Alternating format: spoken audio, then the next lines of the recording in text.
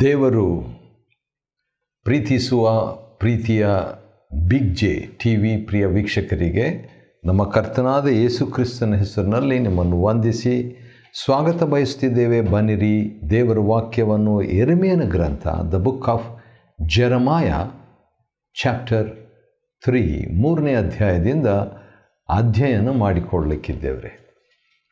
ಈ 3ನೇ ಅಧ್ಯಾಯದಲ್ಲಿ ನಾವು ಅನೇಕ ವಿಷಯಗಳನ್ನು ನೋಡಿಕೊಳ್ಳಬಹುದು.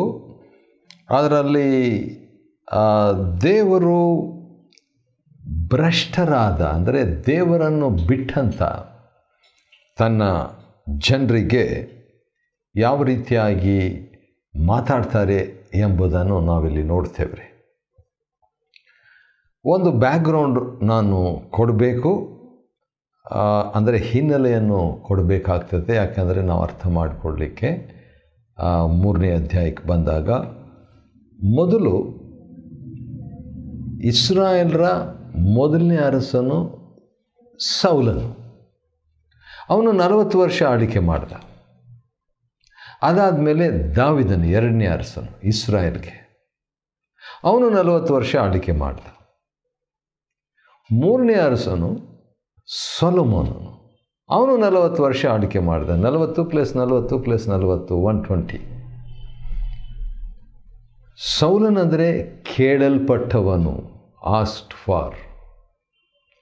ದಾವಿದನ್ ಅಂತ ಹೇಳಿದರೆ ಅದರ ಅರ್ಥ, ಹೆಸರಿನ ಅರ್ಥ ಪ್ರಿಯನು, ಬಿಲವಡ್. ಸೊಲೊಮೋನನು ಅಂತ ಹೇಳಿದರೆ ಅವನ ಹೆಸರಿನ ಅರ್ಥ ಸಮಾಧಾನ, ಪೀಸ್. ಸೊಲೊಮೋನನಾದ ನಂತರ 120 ವರ್ಷಗಳಾದ ನಂತರ ಏನಾಯ್ತಂದರೆ, ಕ್ರಿಸ್ತಪೂರ್ವ 722ರಲ್ಲಿ ಇಸ್ರಾಯೇಲ್ ಎಂಬ ರಾಜ್ಯ, ಇಸ್ರಾಯೇಲ್ ಎಂಬ ದೇಶ ಅಥವಾ ರಾಜ್ಯ 2 ಭಾಗ ಆಗೋಯಿತು. ಒಂದು ಸೊಲೊಮೋನನ ಮಗ ಒಂದು ರಾಜ್ಯವನ್ನು ನೋಡಿಕೊಂಡ, ಮತ್ತು ಯಾರೊಬ್ಬಾಮ್ ಎಂಬಂಥ ವ್ಯಕ್ತಿ ಇನ್ನೊಂದು ಭಾಗವನ್ನು ನೋಡಿಕೊಂಡ. ಇಸ್ರಾಯೇಲ್ ಅಂತ ಹೇಳಿದ್ರೆ ಅವರಿಗೆ 12 ಗೋತ್ರದವರಿದ್ದರು. ಈಗ 2 ಗೋತ್ರದವರು ಸೊಲೊಮೋನನ ಮಗನಾದ ರೆಹಬ್ಬಾಮನನ್ನು ಅರಸನಾಗಿ ಮಾಡಿಕೊಂಡು ಅವನನ್ನು ಹಿಂಬಾಲಿಸಿದರು. ಆ ರಾಜ್ಯಕ್ಕೆ ಯೆಹೂದ ಅಂತ ಹೆಸರು. ಆದರೆ ಉಳಿದಂಥ 10 ಗೋತ್ರದವರಿದ್ರಲ್ಲ, ಅವರು ಯಾರೊಬ್ಬಾಮನನ್ನು ಅರಸನನ್ನಾಗಿ ಮಾಡಿಕೊಂಡು ಇಸ್ರಾಯೇಲ್ ಅಂತ ಕರೆಯಲ್ಪಟ್ಟರು. ಒಟ್ಟಿಗಿದ್ದಾಗ ಇಸ್ರಾಯೇಲರಾಗಿದ್ದರು 3 ಅರಸರು ಆಳ್ವಿಕೆಯಲ್ಲಿ 120 ವರ್ಷ. ಅನಂತರ ಡಿವೈಡ್ ಆದಮೇಲೆ, ವಿಭಾಗವಾದ ಮೇಲೆ ಇಸ್ರಾಯೇಲ್ ಅಂತ 10 ಗೋತ್ರದವರು, ಯೆಹೂದ ಅಂತ 2 ಗೋತ್ರದವರು. ಇಸ್ರಾಯೇಲ್ ಬಂದು ನಾರ್ದರ್ನ್ ಕಿಂಗ್ಡಮ್, ಉತ್ತರ ರಾಜ್ಯ. ಯೆಹೂದ ಬಂದು ಸದರ್ನ್ ಕಿಂಗ್ಡಮ್, ದಕ್ಷಿಣ ರಾಜ್ಯ. ಇಸ್ರಾಯೇಲ್ಗೆ ರಾಜಧಾನಿ ಬಂದು ಸಮಾರ್ಯ, ಆದರೆ ಯೆಹೂದಕ್ಕೆ ರಾಜಧಾನಿ ಬಂದು ಯೆರೂಸಲೇಮ್. ಆದ ಕಾರಣ ಕೆಲವು ಸಾರಿ ದೇವರು ಇಸ್ರಾಯೇಲೇ ಅಂತ ಹೇಳಿದಾಗ, ಈಗ ಯೆರೆಮೀಯನ ಕಾಲದಲ್ಲಿ 10 ಗೋತ್ರದವರು ಅಂತ ಅರ್ಥ, ನಾರ್ದರ್ನ್ ಕಿಂಗ್ಡಮ್. ಯೆಹೂದವೇ ಅಂತ ಹೇಳಿದಾಗ ಸದರ್ನ್ ಕಿಂಗ್ಡಮ್, 2 ರಾಜ್ಯ. 2 ಅಂತ ಹೇಳಿದರೆ ಯೆಹೂದ ಮತ್ತು ಬೆನ್ಯಾಮೀನ್, 2 ಗೋತ್ರದವರು ಸೇರಿ ಆಳ್ವಿಕೆ ಮಾಡಿದರು. ಸರಿ, ಈಗ 722ರಲ್ಲಿ ಇಸ್ರಾಯೇಲ್ ಬಂದು, ಅಂದರೆ ವಿಭಾಗವಾಗಿದ್ದು 931ರಲ್ಲಿ, 722ರಲ್ಲ, 931ರಲ್ಲಿ ಇಸ್ರಾಯೇಲ್ 2 ಭಾಗ ಆಗೋಯ್ತು. ಆದರೆ 722ನೇ, ಅಂದರೆ ಕ್ರಿಸ್ತಪೂರ್ವ 722 BC, ಆ ಸಂದರ್ಭದಲ್ಲಿ ಇಸ್ರಾಯೇಲ್ ಏನಾಯಿತು, ಅಶ್ಶೂರ್ಯದವರಿಂದ ಗಡೀಪಾರ ಆಯಿತು ಅಥವಾ ಸೆರೆ ಒಯ್ಯಲ್ಪಟ್ಟಿತು.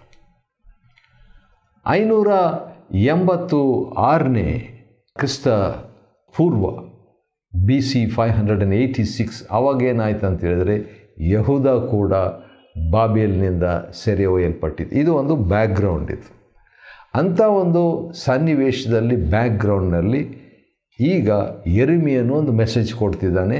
ಏನು ಮೆಸೇಜ್ ಅಂತ ನೋಡೋಣ ಬನ್ನಿರಿ.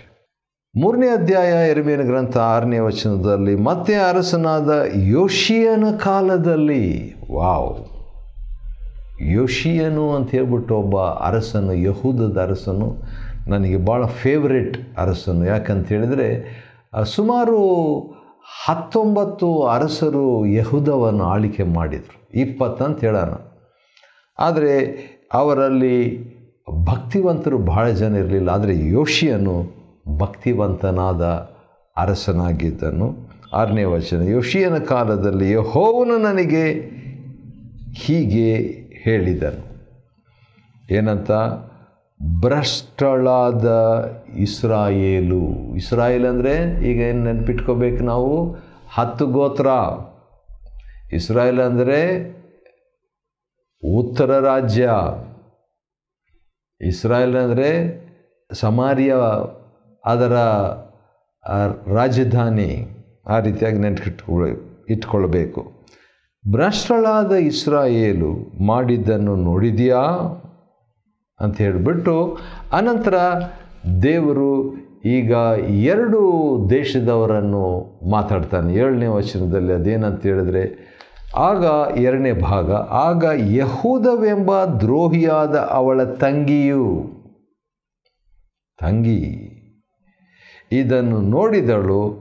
ಭ್ರಷ್ಟಳಾದ ಇಸ್ರಾಯೇಲು ಹಾದರ ಮಾಡಿದ ಕಾರಣದಿಂದಲೇ ನಾನು ಅವಳನ್ನು ನಿರಾಕರಿಸಿ. ಹಾಗಾದರೆ ಇಲ್ಲಿ ಯಹೂದ ಅಂತನೂ ತಂಗಿ ಅಂತ ಹೇಳಿದಾಗ ಇಸ್ರಾಯೇಲ್ ಬಂದು ಅಕ್ಕ, ಯಹೂದ ಬಂದು ತಂಗಿ, ಕನ್ಫ್ಯೂಸ್ ಮಾಡ್ಕೋಬಾರ್ದು.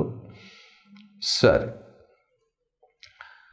ಅನಂತರ ದೇವರು ಒಂದು ಮಾತು 10ನೇ ವಚನದಲ್ಲಿ ಹೇಳೋದನ್ನು ಗಮನಿಸೋಣ್ರಿ. ಅದೇನಂತ ಹೇಳಿದರೆ, ಇಸ್ರಾಯೇಲಿಗೆ ಇಷ್ಟು ದಂಡನೆ ಆದರೂ, ಅಂದರೆ ಉತ್ತರ ದಿಕ್ಕಿಗೆ 10 ಗೋತ್ರದವರಿಗೆ, ಆದರೂ ಯಹೂದವೆಂಬ ದ್ರೋಹಿಯಾದ ಅವಳ ತಂಗಿಯು ನನ್ನ ಕಡೆಗೆ ಪೂರ್ಣ ಮನದಿಂದಲ್ಲ ಕಪಟದಿಂದಲೇ ತಿರುಗಿಕೊಂಡಿದ್ದಾಳೆ.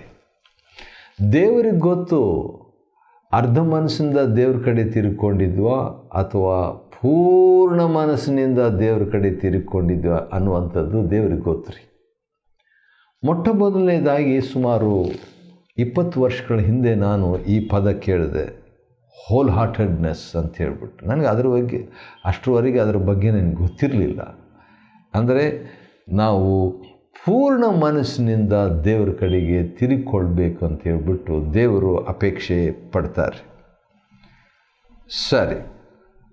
ಮತ್ತು 11ನೇ ವಚನ ನಾನು ಓದಿಬಿಟ್ಟು ನನಗೆ ಆಶ್ಚರ್ಯ ಆಯಿತು. ಯಾಕಂತ ಹೇಳಿದರೆ, ಭ್ರಷ್ಟಳಾದ ಇಸ್ರಾಯೇಲು ದ್ರೋಹಿಯಾದ ಯಹೂದಕ್ಕಿಂತಲೂ ಶಿಷ್ಟಳಾಗಿ ಕಂಡು ಬಂದಿದ್ದಾಳೆ. ನಾನೀಗಾಗಲೇ ಹೇಳಿದಾಗೆ 991ರಲ್ಲಿ, ಕ್ರಿಸ್ತಪೂರ್ವ 991ರಲ್ಲಿ ರಾಜ್ಯ, ಇಸ್ರಾಯೇಲ್ ರಾಜ್ಯ 2 ಭಾಗ ಆಗೋಯ್ತು. ಆದರೆ 722ರಲ್ಲಿ ಇಸ್ರಾಯೇಲ್ ಸೆರೆ ಒಯ್ಯಲ್ಪಟ್ಟಿತು. ಮತ್ತು ಇಸ್ರಾಯೇಲ್ ಮೊದಲು ಸೆರೆ ಒಯ್ಯಲ್ಪಟ್ಟಿತ್ತು. ಆಮೇಲೆ ಯಹೂದ ಸುಮಾರು 100+ ವರ್ಷಗಳ ತರುವಾಯ ಅದು ಸೆರೆ ಒಯ್ಯಲ್ಪಟ್ಟಿತು. ಆದರೆ ದೇವರಿಲ್ಲಿ ಹೇಳುವಂಥದ್ದು ಏನಂತ ಹೇಳಿದರೆ, ಇಸ್ರಾಯೇಲು ಯಹೂದಕ್ಕಿಂತ ಶಿಷ್ಟಳಾಗಿ ಕಂಡು ಬಂದಿದ್ದಾಳೆ. ಅದಕ್ಕೆ ಕಾರಣ ಇರಬೇಕು. ಆದರೂ ಕೂಡ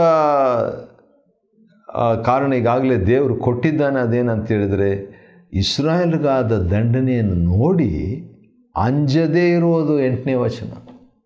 ಕೆಲವು ಸಾರಿ ಬೇರೆ ವಿಶ್ವಾಸಿಗಳಿಗೆ ಅಥವಾ ಬೇರೆಯವರಿಗೆ ಏನಾದರೂ ಆದರೆ ಅದರಿಂದ ದೇವರು ಅಪೇಕ್ಷೆ ಪಡೋದು ನನ್ನಿಂದ ಏನಂದರೆ, ನಾನು ಭಯ ಪಡಬೇಕು.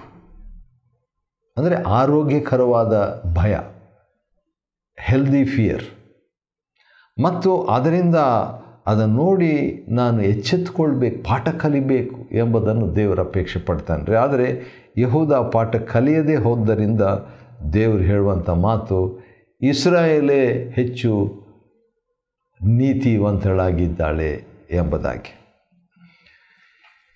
ಈಗ 12ನೇ ವಚನ, ನೀನು ಹೋಗಿ, ಅಂದರೆ ಯೆರೆಮೀಯನಿಗೆ ದೇವರು ಹೇಳ್ತಾರೆ, ನೀನು ಹೋಗಿ ಉತ್ತರ ದಿಕ್ಕಿಗೆ ಈ ಮಾತುಗಳನ್ನು ಸಾರು. ಏನಂತ? ಯೆಹೋವನು ಹೀಗನ್ನುತ್ತಾನೆ.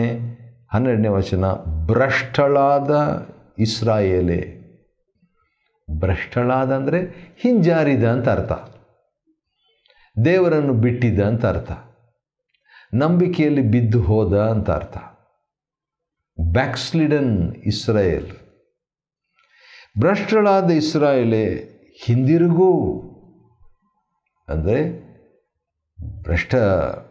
ವಿಶ್ವಾಸದಿಂದ ಭ್ರಷ್ಟಳಾಗಿದ್ದಾಳೆ, ಆದ ಕಾರಣ ಹಿಂದಿರುಗು. ಆ ರೀತಿಯಾಗಿ ಹೇಳಿಬಿಟ್ಟು ದೇವರೊಂದು ಮಾತು ಹೇಳ್ತಾರೆ, ಎಷ್ಟು ಚೆನ್ನಾಗಿದೆ ನೋಡ್ರಿ. ನಾನು ಕೋಪ ಮುಖದಿಂದ ನಿನ್ನನ್ನು ನೋಡೇನು. ವಾವ್! ದೇವ್ರನ್ನ ಬಿಟ್ಟುಬಿಟ್ಟಿದೆ ಇಸ್ರಾಯೇಲು, ಆದರೆ ದೇವ್ರು ಏನು ಹೇಳ್ತಾರೆ, ನಾನು ಕೋಪದಿಂದ ನಿನ್ನನ್ನು ನೋಡಲ್ಲ. ಅವ್ರು ಅಂದ್ಕೊಂಡಿರ್ಬೋದು ನಾವು ದೇವರನ್ನು ಬಿಟ್ಟಿದ್ವಿ, ಆದ ಕಾರಣ ದೇವ್ರು ಕೋಪ ಮಾಡ್ಕೊಂಡಿರ್ಬೇಕು ನಮ್ಮ ಮೇಲೆ. ಆದರೆ ದೇವ್ರು ಹೇಳ್ತಾ ಇರುವಂಥದ್ದು, ಹೌದು ನೀವು ನನ್ನ ಬಿಟ್ಟಿದ್ದೀರಿ ನಿಜ, ಭ್ರಷ್ಟರಾಗಿದ್ದೀರಿ ನಿಜ, ಆದರೆ ಹಿಂದಿರುಗಿರಿ, ನಾನು ಕೋಪದಿಂದ ನಿಮ್ಮನ್ನು ನೋಡೋದಿಲ್ಲ ಅಂತ ಹೇಳ್ಬಿಟ್ಟು. ಆ ರೀತಿಯಾಗಿ ಹೇಳಿಬಿಟ್ಟು ಇನ್ನೊಂದು ಮಾತು ಹೇಳ್ತಾರೆ, ನನ್ನ ಮನಸ್ಸು ಕರಗಿಬಿಡ್ತು ಅದನ್ನು ಓದಿಬಿಟ್ಟು. ಯಾಕಂತ ಹೇಳಿದರೆ ದೇವರು ಹೇಳ್ತಾರೆ 12ನೇ ವಚನ 2ನೇ ಭಾಗ, ನಾನು ಕರುಣಾಶಾಲಿ. ಹಾಗೆ ಹೇಳ್ಬಿಟ್ಟು ದೇವರು ಇನ್ನೊಂದು ಮಾತು ಹೇಳ್ತಾರೆ, ನಿತ್ಯ ಕೋಪಿ ಅಲ್ಲ. ದೇವರು ಹೇಳ್ತಾರೆ, ನಾನು ಆ್ಯಂಗ್ರಿ ಫಾರ್ ಎವರ್ ಅಲ್ಲ, ಲವ್ ಯು ಫಾರ್ ಎವರ್. ನಾನು ಯಾವಾಗಲೂ ನಾನು ಕರುಣಿಸ್ತೇನೆ, ನಿನ್ನ ಮೇಲೆ ನಿತ್ಯವಾಗಿ ಫಾರ್ ಎವರ್ ಕೋಪ ಮಾಡಿಕೊಳ್ಳುವಂಥ ವ್ಯಕ್ತಿ ಅಲ್ಲ ನಾನು. ಆದರೆ ಇವರು ಅಂದ್ಕೊಂಡ್ಬಿಟ್ಟಿದ್ದಾರೆ ಆ ರೀತಿಯಾಗಿ, ಏನಂತ, ಯಾವಾಗಲೂ ದೇವ್ರ ಕೋಪದಿಂದ ಇರಬೇಕು, ಯಾಕಂದರೆ ಯಾವಾಗಲೂ ನಾವು ದೇವರಿಂದ ದೂರ ಹೋಗಿದ್ದೀವಲ್ಲ ಅಂತ ಹೇಳ್ಬಿಟ್ಟು. ಆ ರೀತಿಯಾಗಿ ಹೇಳ್ಬಿಟ್ಟು ದೇವರು ಒಳ್ಳೆಯ ಒಂದು ರೆಕಮೆಂಡೇಶನ್, ಪರಿಹಾರ ಮಾಡ್ತಾರೆ. ನೋಡ್ರಿ ಎಷ್ಟು ಚೆನ್ನಾಗಿದೆ. ಚಾಪ್ಟರ್ 3 ವರ್ಸ್ 13, 3ನೇ ಅಧ್ಯಾಯ ಯೆರೆಮೀಯನ ಗ್ರಂಥ 13ನೇ ವಚನ, ಇದೊಂದನ್ನು ಮಾಡು. ಎಷ್ಟು ಸಂಗತಿ ದೇವರು ನಮ್ಮ ಕಡೆಯಿಂದ ಅಪೇಕ್ಷೆ ಪಡ್ತಾರೆ? ಓನ್ಲಿ ಒನ್ ಥಿಂಗ್, ಇದು ಒಂದು ಕೆಲಸ ಮಾಡು. ಅವರು ಎಷ್ಟೋ ದೂರ ದೇವರಿಂದ ಹೋಗಿಬಿಟ್ಟಿದ್ದಾರೆ, ಆದರೆ ದೇವರು ಕೇಳುವಂಥದ್ದು 100 ಥಿಂಗ್ಸ್ ಮಾಡು, 10 ವಿಷಯಗಳನ್ನು ಮಾಡು, ದಶಾಜ್ಞೆ ಕೈಕೊಂಡು ನಡಿ, ಆ ಥರ ಎಲ್ಲ ಹೇಳಿಲ್ಲ. ಒಂದೇ ವಿಷಯ ಮಾಡಿ. ಈಸಿನಾ? ಈಸಿ. ಏನು ನೋಡೋಣವಾ? ಏನದು ದೇವರ ಅಪೇಕ್ಷೆ ಪಡುವಂಥ ಒಂದೇ ಒಂದು ಏನಂದರೆ 13ನೇ ವಚನ, ನನಗೆ ದ್ರೋಹ ಮಾಡಿದ್ದಿ ಎಂದು ಒಪ್ಪಿಕೋ. ತಪ್ಪು ಮಾಡಿಬಿಟ್ಟೆ ನಾನು ಅಂತ ಒಪ್ಕೋ ನೀನು, ಅಷ್ಟೇ ನನಗೆ ಬೇಕಾಗಿರೋದು ದೇವರಿಗೆ. ಎಷ್ಟು ಒಳ್ಳೆ ದೇವರು ನೋಡ್ರಿ. Acknowledge that you have transgressed. ನನಗೆ ವಿರುದ್ಧವಾಗಿದ್ದಿ, ನನಗೆ ದ್ರೋಹ ಮಾಡಿದೆ ಅಂತ ಒಪ್ಕೊಂಬಿಡು ನೀನು, ಅಷ್ಟೇ. ವರ್ಷಾನುಗಟ್ಟಲೆ ಆ ರೀತಿಯಾಗಿ ಹಿಂಜಾರುವಿಕೆಯಲ್ಲಿ ಇರೋದು ಬೇಕಾಗಿಲ್ಲರಿ. ಹೌದು ಸ್ವಾಮಿ, ನಾನು ತಪ್ಪು ಮಾಡಿದೆ, ಆನೆಸ್ಟ್. ಆದಾಮನು ಪಾಪ ಮಾಡಿದಾಗ ದೇವರು ಕೇಳಿದ ಪ್ರಶ್ನೆ, ಮೊದಲನೇ ಮನುಷ್ಯ ಪಾಪ ಮಾಡಿದಾಗ, ಆದಾಮನೇ ನೀನು ಎಲ್ಲಿದ್ದಿ? ಯಾಕೆ ದೇವರಿಗೆ ಅಡ್ರೆಸ್ ಗೊತ್ತಿರಲಿಲ್ವಾ? ಗೊತ್ತಿತ್ತು. ಅನಂತರ ದೇವರು ಕೇಳಿದಂಥ 2ನೇ ಪ್ರಶ್ನೆ, ತಿನ್ನಬಾರ್ದಂತ ಹೇಳಿದ ಹಣ್ಣನ್ನು ನೀನು ತಿಂದುಬಿಟ್ಟಿಯಾ? ಯಾಕೆ ದೇವ್ರಿಗೆ ಗೊತ್ತಿರಲಿಲ್ವಾ ಹಣ್ಣು ತಿಂದಿದ್ದಾನೆ ಆದಾಮ ಅಂತ? ಗೊತ್ತಿತ್ತು. ಆದರೆ ದೇವರು ಯಾಕೆ ಆ ಪ್ರಶ್ನೆ ಕೇಳ್ದ? ಯಾಕಂದರೆ ಪ್ರಾಮಾಣಿಕವಾಗಿ, ಆನೆಸ್ಟಾಗಿ ಒಪ್ಕೋಬೇಕು ಅನ್ನುವಂಥದ್ದೇ ದೇವರು ಅಪೇಕ್ಷೆ ಪಡುವಂಥ ಒಂದು ಸಂಗತಿ ಎಂದು ನಾವು ಇದರಲ್ಲಿ ನೋಡ್ಕೊಳ್ತೇವ್ರಿ. ಹೌದು, ಇದೊಂದನ್ನು ನೀನು ಒಪ್ಕೋ ಅಂತ ಹೇಳಿಬಿಟ್ಟು, ಆನಂತರ 14ನೇ ವಚನದಲ್ಲಿ ಯೆಹೋವನ ನುಡಿ, ಭ್ರಷ್ಟರಾದ ಮಕ್ಕಳೇ ತಿರುಗಿಕೊಳ್ಳ್ರಿ. ಆ ರೀತಿಯಾಗಿ ಹೇಳಿಬಿಟ್ಟು ದೇವರು ಇನ್ನೊಂದು ಸ್ಟ್ರಾಂಗ್ ಮಾತು ಹೇಳ್ತಾನೆ. ಅದೇನೆಂದರೆ, ನಾನು ನಿಮಗೆ ಪತಿ. ವಾವ್, ಬಿಟ್ಬಿಟ್ಟಿದ್ದಾರೆ ದೇವ್ರನ್ನ. ಆದರೂ ಕೂಡ ದೇವರು ಹೇಳ್ಬೋದು, ನಾನು ನಿಮಗೆ ಪತಿ. ಆ ರೀತಿಯಾಗಿ ದೇವರು ಹೇಳಿಬಿಟ್ಟು ದೇವರು ಹೇಳ್ತಾರೆ. ಆದ ಕಾರಣ ಈಗ ನೋಡ್ರಿ, ಪ್ರಾಬ್ಲಮ್ ಸಾಲ್ವ್ ಆಗಿಲ್ಲ. ಏನು ಪ್ರಾಬ್ಲಮ್ಮು? ಭಾಳ ಭಯಂಕರವಾದ ಪ್ರಾಬ್ಲಮ್ ರೀ. ಹೇಳ ಪ್ರಾಬ್ಲಮ್ ಏನಂತ ಹೇಳ್ಬಿಟ್ಟು 3ನೇ ಅಧ್ಯಾಯ ನಾವು ನೋಡ್ಕೊಳ್ತಿದ್ದೀವಿ. ಯೆರೆಮೀಯನ ಗ್ರಂಥ 1ನೇ ವಚನದಲ್ಲಿ ದೇವರು ಏನು ಹೇಳ್ತಿದ್ದಾನೆ, ಹೀಗಿರಲು ಬಹುಮಂದಿ ಮಿಂಡರೊಡನೆ ಸೂಳೆತನ ಮಾಡಿದ ನೀನು ಅಂತ ಹೇಳ್ಬಿಟ್ಟು ದೇವರು ಹೇಳಿದಾಗ, ನೀನು ನನ್ನ ಬಿಟ್ಬಿಟ್ಟು ಹೋಗಿದ್ದೀಯಾ, ದೇವರನ್ನು ಬಿಟ್ಟಿದ್ದೀಯಾ, ನೀನು ದೇಶವನ್ನು ಅಪವಿತ್ರ ಮಾಡಿದ್ದೀಯಾ. 2ನೇ ವಚನ, ಮಳೆಗೆ ನೀನು ಅಡ್ಡಿಯಾಗಿಬಿಟ್ಟಿದ್ದೀಯಾ. 3ನೇ ವಚನ, ಹಿಂಗಾರು ಆಗಲಿಲ್ಲ, ಆದರೂ ಕೂಡ ನೀನು ಆತ್ಮಿಕವಾದ ಅನೈತಿಕತೆಯನ್ನು ಮಾಡಿದ್ದೀಯ. ಅಂದರೆ ದೇವರನ್ನು ಬಿಟ್ಟು ಅನ್ಯ ದೇವರನ್ನು ಬಿಡೋದೇ ದೊಡ್ಡ ಪ್ರಾಬ್ಲಮ್ಮು, ದೊಡ್ಡ ಸಮಸ್ಯೆ. ತಮ್ಮ ಇಷ್ಟ ಪ್ರಕಾರ ಜೀವಿಸುವಂಥದ್ದು ಇನ್ನೂ ದೊಡ್ಡ ಪ್ರಾಬ್ಲಮ್. 50% ದೇವರನ್ನು ಬಿಟ್ಟರು, ಇನ್ನೊಂದು 50% ತಮ್ಮ ಇಷ್ಟ ಪ್ರಕಾರವನ್ನು ನಡ್ಕೊಂಡ್ರು. ಆ ರೀತಿಯಾಗಿ ನಡ್ಕೊಂಡಂಥವ್ರಿಗೆ ದೇವರು ಏನು ಹೇಳ್ತಾರೆ? ಭಾಳ ಆಶ್ಚರ್ಯ ರೀ. ಏನು ಆಶ್ಚರ್ಯ ನೋಡ್ರಿ, 14ನೇ ವಚನ ಏನು ಹೇಳ್ತಾರೆ? ನಾನು ನಿಮಗೆ ಪತಿ. ಪ್ರಾಬ್ಲಮ್ ಸಾಲ್ವ್ ಆಗಿಲ್ಲ, ಆದರೂ ಕೂಡ ದೇವರು ಏನು ಹೇಳ್ತಾರೆ? ರಿಲೇಷನ್ಶಿಪ್ ಬಗ್ಗೆ ಮಾತಾಡ್ತಾ ಇದ್ದಾರೆ. ನೀವು ಪ್ರಾಬ್ಲಮ್ನಲ್ಲಿ ಇರ್ಬೋದು, ನೀವು ಸಮಸ್ಯೆಯಲ್ಲಿ ಇರ್ಬೋದು, ನಾನು ಬಿಟ್ಟಿರ್ಬೋದು, ಆದರೂ ಕೂಡ ಆ ದೇವರು ಹೇಳ್ತಾರೆ 15ನೇ ವಚನ, ನನ್ನ ಮನಸ್ಸು ಒಪ್ಪುವ ಪಾಲಕರನ್ನು ನಿಮಗೆ ದಯಪಾಲಿಸುವೆ. I will give you the shepherds of my heart. ಹೌದು, ಹೆಚ್ಚಿನ ವೃದ್ಧಿಗೆ ದೇವರು ತರ್ತೀನಿ ಅಂತ ಹೇಳ್ತಾರೆ. ಹೌದು, ಇದನ್ನೆಲ್ಲ ನೋಡುವಾಗ ಆಶ್ಚರ್ಯ. ಯಾಕಂದರೆ ಅವರು ಪ್ರಾಬ್ಲಮ್ ಸಾಲ್ವ್ ಆದಮೇಲೆ ದೇವರು ಇವರಿಗೆ ವಾಗ್ದಾನ ಮಾಡಲಿಲ್ಲ, ಸಮಸ್ಯೆ ಇನ್ನೂ ಪರಿಹಾರ ಆಗಲಿಲ್ಲ. ಅದಕ್ಕಿಂತ ಮುಂಚೆನೇ ದೇವರು ಆ ವಾಗ್ದಾನವನ್ನು ಕೊಡುವವರಾಗಿದ್ದಾರೆ. ಸರಿ, ಮತ್ತು 18ನೇ ವಚನದಲ್ಲಿ ನಾವು ನೋಡುವಾಗ ದೇವರು ಹೇಳುವಂಥ ಇನ್ನೊಂದು ಮಾತು ಏನಂದರೆ, ಯಹೂದ ವಂಶವು ಇಸ್ರೇಲ್ ವಂಶದೊಡನೆ ಜೊತೆಯಾಗಿ ನಡೆಯುವುದು. 2 ಡಿವೈಡ್ ಆಗಿಬಿಟ್ರಲ್ಲ. ಹೌದು, 2 ಬೇರೆ ಬೇರೆ ಆಗಿಬಿಟ್ರು BC 931ರಲ್ಲಿ. ಆದರೆ ಈಗ ಒಟ್ಟಿಗಿರ್ತಾರೆ ಅಂತ ಹೇಳ್ಬಿಟ್ಟು ದೇವರು ಹೇಳುವಾತನಾಗಿದ್ದಾನೆ. ಆ ರೀತಿಯಾಗಿ ಹೇಳಿಬಿಟ್ಟು ನೋಡ್ರಿ, 21ನೇ ವಚನದಲ್ಲಿ, ತಾವು ಡೊಂಕುದಾರಿಯನ್ನು ಹಿಡಿದು ತಮ್ಮ ದೇವರಾದ ಯೆಹೋವನನ್ನು ಮರೆತು, ಅವ್ರು ಮರೆತು ಬಿಟ್ಟಿದ್ದಾರೆ, ದೇವರನ್ನು ಮರೆತು ಬಿಟ್ಟಿದ್ದಾರೆ.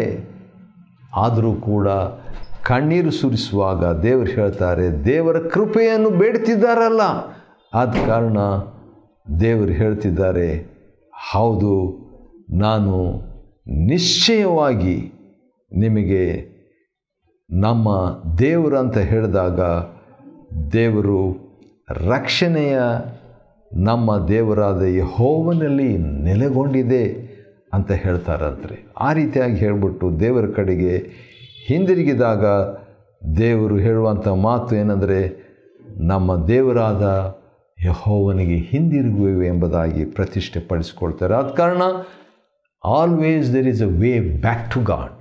ಹಿಂದಿರುಗಿ ದೇವರ ಕಡೆಗೆ ಬರುವಂಥದ್ದು ದೇವಜನರು. ಅದೇ 3ನೇ ಅಧ್ಯಾಯದ ಸಾರಾಂಶ. ಯೆರೆಮೀಯನ ಗ್ರಂಥ 3ನೇ ಅಧ್ಯಾಯವನ್ನು ಅಧ್ಯಯನ ಮಾಡಿಕೊಳ್ಳುವಂತೆ ದೇವರು ಕೊಟ್ಟ ಕೃಪೆಗಾಗಿ ಆತನಿಗೆ ಸ್ತೋತ್ರವಾಗಲಿ. ದೇವರು ನಿಮ್ಮನ್ನು ಆಶೀರ್ವದಿಸಲಿ.